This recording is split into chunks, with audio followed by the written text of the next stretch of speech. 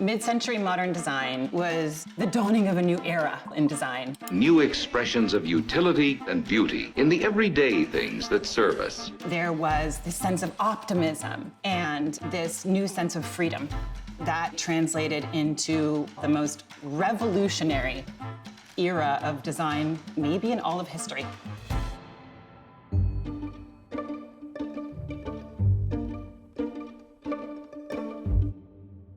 Mid-century modern is a design ethos, a style of architecture, a style of decor.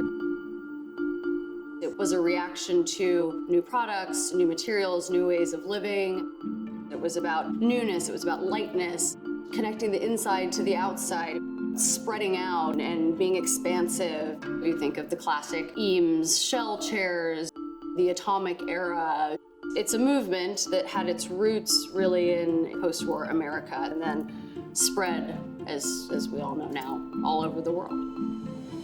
If I was describing mid-century furniture to, say, my mother, I'd say it was basic because sometimes basic is good. You know, taking away the embellishment, keeping things simple, making it very easy to, you know, plug and play a little bit. Clean lines. A lot of wood, teak, Plywood. Fiberglass, steel, ochre, mustard, avocado, pastels. Tables and chairs supported at angles, curvy arms and legs. Tapered legs and these really beautiful forms. Stacked brick fireplaces. All so simple and pure in form. There's a playfulness to it and there's a simplicity to it. It's very easy, it's very livable. You know, the materials are not precious, it's not fussy. And there's a kind of a freedom, I think, in that era. And one of the ways in which that, I think, showed itself was in color. You know, so there was this explosion of color and this love for primary colors.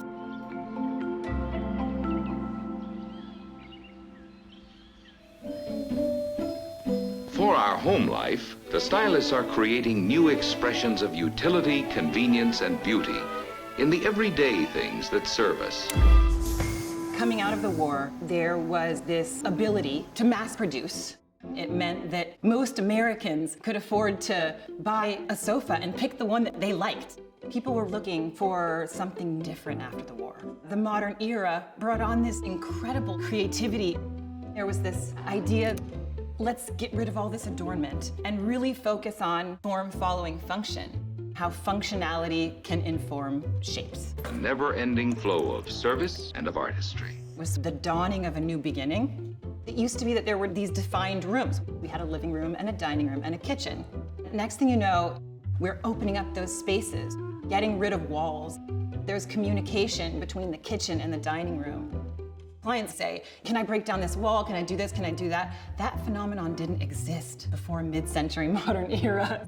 To think about that for me is like incredible. There's a very sweet story about a designer named Marcel Breuer. He was studying in Germany at the time and would ride his bike to university every day. He looks down at his handlebars and gets this flash. Wait a minute.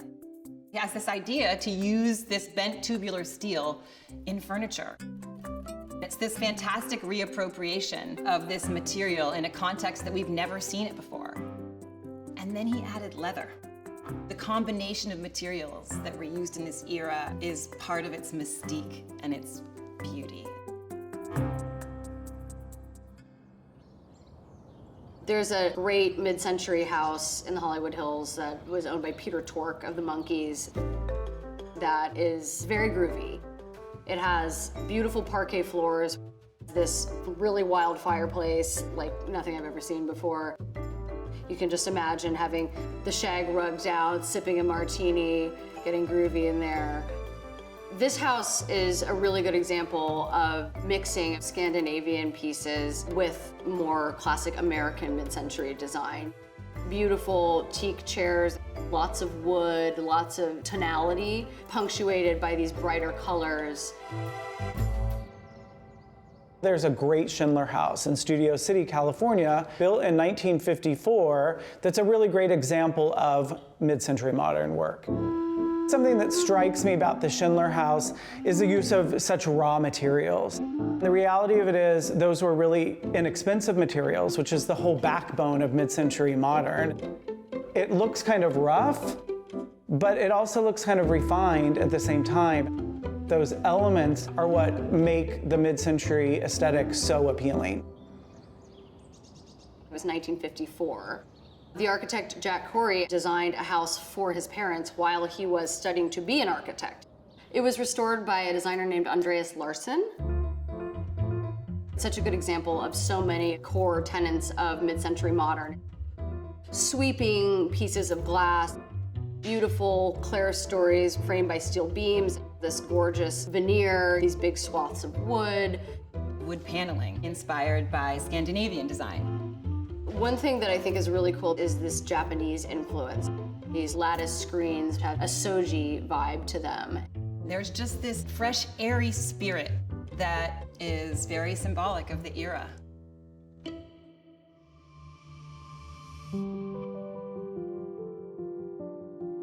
I love mid-century modern, but I typically do dashes of it. I am all about the mix. It's a really great way to add clean lines and modernity into a room without committing to this whole look. Keep all the lines similar. You can find real antique furniture with a super clean line that works beautifully.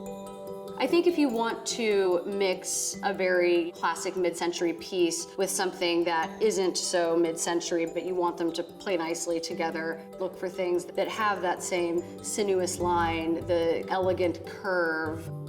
Because mid-century furnishings have become so popular, many of the very classic designs have become quite expensive. There are a lot of companies reproducing things really beautifully. So if one could embrace mid-century design with newly manufactured furniture. Also going to flea markets, finding things online. If you have the patience and you have an eye, there are incredible finds. It's finding the right balance of elements from any period that you're trying to display the beauty of. Too much of one thing anywhere is usually too much. One of the things I liked about the mid-century design era and what came out of it was designers used really humble materials in really innovative ways. A lot of times when you see contemporary design, you can tell people have spent so much money on finishes, on stone from Italy. Those things could be really beautiful, but sometimes the most beautiful things are the most simple things. Mid-century design has had such a profound impact on design as a whole. It will always be a huge part of design moving forward in everything that we do and see.